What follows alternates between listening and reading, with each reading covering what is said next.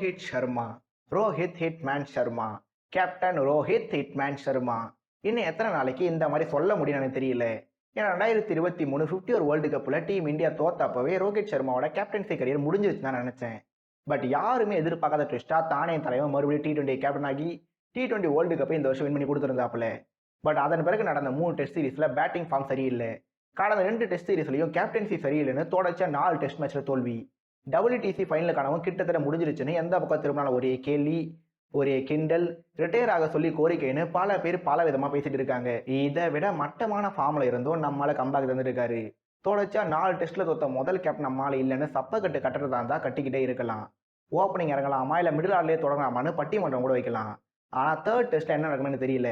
But இதுக்கு முன்னாடி பல தடவை ரோஹித் சர்மா அவ்வளவுதான் சொல்லியிருக்காங்க, இப்போ சொல்லிட்டு இருக்காங்க. அப்படி சொல்றவங்களுக்கு நான் சொல்ற ஒரே விஷயம் என்னன்னா, I still believe Rohit Sharma and I love him for ever.